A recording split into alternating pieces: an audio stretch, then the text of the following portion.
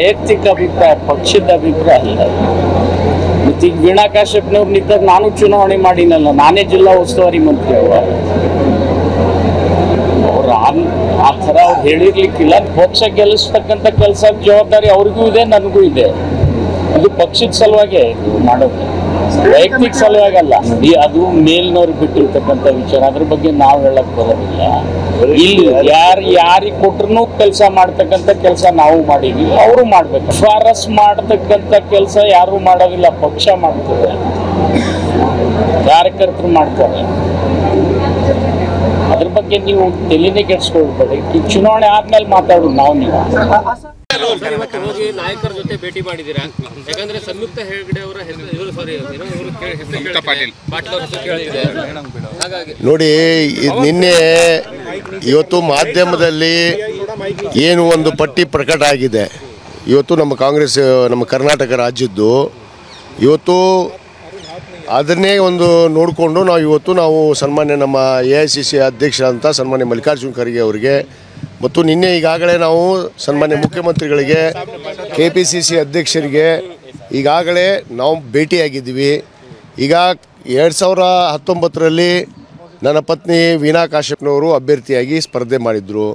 ಇವತ್ತು ಅಲ್ಲಿ ಪರಾಜಿತ ಆದಮೇಲೆ ಕಳೆದ 5 ವರ್ಷ ಇವತ್ತು ಮಧ್ಯೆ ಬಂದಂಥ 2023ರಲ್ಲಿ ಬಂದಂಥ ನಮ್ಮ ವಿಧಾನಸಭಾ ಚುನಾವಣೆ ಇರ್ಬೋದು, ಇನ್ನೂ ಅನೇಕ ಚುನಾವಣೆಗಳು ಸ್ಥಳೀಯವಾಗಿ ಪಕ್ಷ ಸಂಘಟನೆ ಹಿಡಿದು ಎಲ್ಲ ರೀತಿಯಲ್ಲಿ ಅವಳು ಇವತ್ತು ಸಕ್ರಿಯವಾಗಿ ಪಾಲ್ಗೊಂಡು 5 ವರ್ಷಗಳ ಕಾಲ ಇವತ್ತು ಅವಳು ಸೋತರೂ ಕೂಡ ಮನೆಯಲ್ಲಿ ಕೂಡದೇ ಕೆಲಸವನ್ನು ಮಾಡಿದ್ದಾಳೆ, ಪಕ್ಷ ಸಂಘಟನೆಯನ್ನು ಮಾಡಿದ್ದಾಳೆ.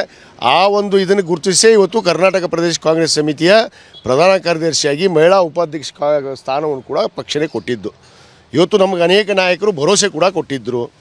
ಇವತ್ತು ಆ ಭರವಸೆ ಹಿನ್ನೆಲೆಯಲ್ಲಿ ಇವತ್ತು ನಿನ್ನೆ ಏನು ಪಟ್ಟಿ ಬಿಡುಗಡೆ ಆದಮೇಲೆ ಅವರು ಈ ಏನು ಒಂದು ಸ್ಕ್ರೀನಿಂಗ್ ಕಮಿಟಿಯಲ್ಲಿ ಇವಳು ಹೆಸರೇ ಕಳಿಸಿಲ್ಲ ಅನ್ನೋದು ಕೂಡ ನಮಗೆ ಮಾಹಿತಿ ಆಗಿದೆ. ಈ ವಿಚಾರವಾಗಿ ನಾವು ಸಾಮಾನ್ಯ ಅಧ್ಯಕ್ಷರಿಗೆ ಪ್ರಶ್ನೆ ಮಾಡಿದಾಗ ಅವರು ಕೂಡ ಹೇಳಿದರು, ನಿಮ್ಮ ಸ್ಥಳೀಯ ನಾಯಕರು ಇದಕ್ಕೆ ಉತ್ತರ ಕೊಡಬೇಕು, ನಾನು ಕೊಡೋಕ್ಕಾಗಲ್ಲ ಅನ್ನೋ ಮಾತನ್ನು ಕೂಡ ಈಗ ಹೇಳಿದ್ದಾರೆ. ಬಹುತೇಕ ಇವತ್ತು ಅಂತಿಮಗೊಳ್ತಾ ಇದೆ ಪಟ್ಟಿ. ನಾನು ವಿನಂತಿ ಮಾಡ್ಕೋತೀನಿ, ಯಾಕಂದರೆ ಇದು ನಮ್ಮ ಕುಟುಂಬಕ್ಕೆ, ಯಾಕಂದರೆ ಕಳೆದ 50 ವರ್ಷದಿಂದ ನಾವು ಕಾಂಗ್ರೆಸ್ ಪಕ್ಷದಲ್ಲೇ ಹುಟ್ಟಿ ಕಾಂಗ್ರೆಸ್ ಪಕ್ಷದಲ್ಲೇ ಬೆಳೆದು, ನಾನು ಕೂಡ ಇವತ್ತು ಅದೇ ಜಿಲ್ಲೆಯ ಶಾಸಕ. ಇವತ್ತು ಶಾಸಕರ ಮೇಲೆ ಹಾಕೋದು, ಇನ್ನೊಬ್ಬರ ಮೇಲೆ ಹಾಕೋದು, ಇದೇ ಥರ ಒಂದು ಆರೋಪಗಳು ನಡೆದಿದೆ. ಇವತ್ತು ಸಂಯುಕ್ತ ಪಾಟೀಲ್ ಬಗ್ಗೆ ನಾನೇನು ಕೆಟ್ಟದ್ದು ಹೇಳೋಕ್ಕೆ ಹೋಗೋದಿಲ್ಲ. ಆದರೆ ಆ ಅಮ್ಮ ಒಂದು ದಿವಸ ಆದರೂ ಕ್ಷೇತ್ರದಲ್ಲಿ ಯಾವ ಕ್ಷೇತ್ರದಲ್ಲಾದ್ರೂ ಯಾವ ಶಾಸಕರಿಗಾದರೂ ಭೇಟಿ ಆಗಿರಬೇಕಲ್ಲ. ಯಾರಿಗೂ ಕೂಡ ಭೇಟಿಯಾಗಿಲ್ಲ, ಯಾವ ಶಾಸಕರು ಕೂಡ ಅವ್ರ ಪರವಾಗಿ ಹೇಳಿಲ್ಲ. ಇವತ್ತು ಹೇಳಿದ್ದೇ 2 ಹೆಸರು, ಒಂದು ಅಜಯ್ ಕುಮಾರ್ ಸರ್ನಾಯಕ್, ಒಂದು ವೀಣಾ ಕಾಶ್ಯಪ್ನವ್ರು. ಇದು ಬಿಟ್ಟರೆ ಇಲ್ಲಿ ಬಂದು ನೋಡಿದರೆ ಇಲ್ಲಿ ಒಂದು ವಿಚಿತ್ರನೇ ನಡೀತಾ ಇದೆ. ಇದು ಅನ್ಯಾಯ. ಇದು ಪಕ್ಷದವರು, ನಮ್ಮ ಸ್ಥಳೀಯ ಜಿಲ್ಲಾ ನಾಯಕರು ಎಲ್ಲ ನಿರ್ಣಯ ಮಾಡ್ತಾರೆ, ಏನು ಮಾಡಬೇಕು, ಯಾವ ರೀತಿ ಮಾಡಬೇಕು ಅನ್ನೋದ್ರ ಬಗ್ಗೆ ನಾವು ಹೋಗ್ತೀವಿ. ನಮ್ಮ ಸಮಾಜದ ಬಂಧುಗಳಿದ್ದಾರೆ ಮತ್ತು ನಮ್ಮ ಜಿಲ್ಲೆಯ ಎಲ್ಲ ಪಕ್ಷದ ನಾಯಕರನ್ನ ಮತ್ತು ಎಲ್ಲರನ್ನ ಕರೆದು ಒಂದು ಸಭೆ ಮಾಡ್ತೀವಿ. ಅಲ್ಲಿ ಸಭೆ ನಮ್ಮ ಜನರು ಏನು ಹೇಳ್ತಾರೆ ಅದ್ರ ಮೇಲೆ ನಾವು ನಿರ್ಣಯನ ಮಾಡ್ತೀವಿ ಅನ್ನೋ ಮಾತನ್ನು ನೋಡಿ. ಬಂಡಾಯ ನಾನು ಪಕ್ಷದಲ್ಲಿ ಒಬ್ಬ ಹೇಳದಂಥವನು, ಒಬ್ಬ ಪಕ್ಷದ ಕಟ್ಟಾಳು. ನಾನೊಬ್ಬ ಶಾಸಕನಾಗಿ ಮಾತಾಡ್ತಾ ಇದ್ದೀನಿ. ನನಗೂ ಕೂಡ ಜವಾಬ್ದಾರಿ ಇದೆ. ಯಾರಾದರೂ ಒಬ್ಬರು ಶಾಸಕರು ಭೇಟಿ ಆಗಬೇಕಲ್ಲ ಜಿಲ್ಲೆಯಲ್ಲಿ ಬಂದು. ಯಾರು ಭೇಟಿಯಾಗಿದ್ದಾರೆ ಇವತ್ತವರೆಗೆ? ಒಂದು ಸಾರಿ ಆದರೂ ಜಿಲ್ಲೆಯಲ್ಲಿ ಯಾರಾದ್ರು ಬಂದಿದ್ದಾರಾ? ಇವಳು ಬಿಟ್ಟರೆ ಯಾರು ಕೂಡ ಜಿಲ್ಲೆಯಲ್ಲಿ ಅಡ್ಡಾಡಿಲ್ಲ.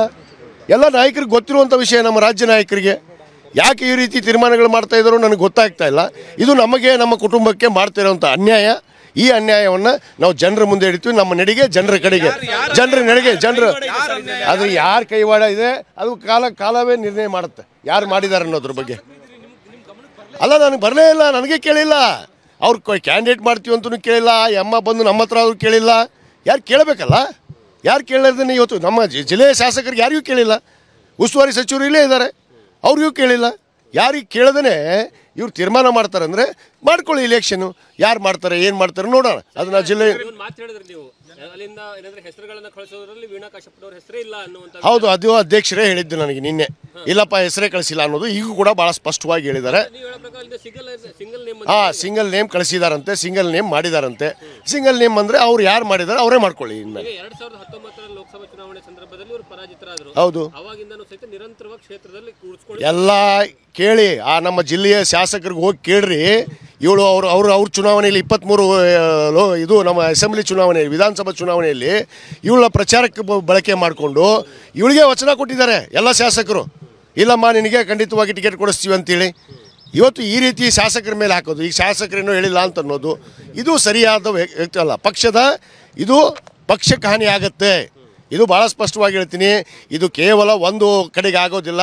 ಎಲ್ಲೆಲ್ಲಿ ಇದರ ಶಕ ಬಡ್ಕೊಳ್ಳುತ್ತೋ, ಏನೇನು ಅನಾಹುತಗಳಾಗ್ತೋ ಆಗ್ತಾವೆ. ಈಗ ಸಂಯುಕ್ತ ಪಾಟೀಲ್ ಯಾರು ಅನ್ನುವಂತಹ ಪ್ರಶ್ನೆನೇ ಬಹಳಷ್ಟು ಜನ ನಿಮ್ಮ ಕ್ಷೇತ್ರದಲ್ಲಿ ಕೇಳ್ತಿದ್ದಾರೆ ಅನ್ನುವಂಥದ್ದು. ಅಲ್ಲ ನಮ್ಗೆ ಸಹಜವಾಗಿ ಅಲ್ಲ, ಯಾರು ಗೊತ್ತಿರಬೇಕಲ್ಲ ಅಟ್ಲೀಸ್ಟ್ ಕ್ಯಾಂಡಿಡೇಟ್ ಆಗ್ತಾರೆ ಅನ್ನೋದು. ನಾನು ಒಬ್ಬ ಶಾಸಕನಾದವನೀಗ, ನಾನು 4 ಬೇರೆ ಕಾಂಗ್ರೆಸ್ ಪಕ್ಷದಲ್ಲಿ ಟಿಕೆಟ್ ತೊಗೊಂಡಿದ್ದೀನಿ, 2 ಬೇರೆ ಶಾಸಕನಾಗಿದ್ದೀನಿ. ಇವತ್ತು ನನ್ನ ಗೊತ್ತಿರಬೇಕಲ್ಲ ನಾನು ಈ ಪಕ್ಷದಲ್ಲಿ ಟಿಕೆಟ್ ತೊಗೊತಾ ಇದ್ದೀನಿ. ಅಟ್ಲೀಸ್ಟ್ ಜನ ಆದರೂ ಗುರುತಿಸ್ಬೇಕಲ್ಲ ನಮ್ಮನ್ನು. ಆ ಗುರುತಿಸುವಂಥ ಕೆಲಸ ಎಲ್ಲಾಗಿದೆ? ಯಾರಿಗೆ ಭೇಟಿಯಾಗಿದ್ದಾರೆ? ನಮ್ಮ ಜಿಲ್ಲೆಗೆ ಏನು ಸಂಬಂಧ?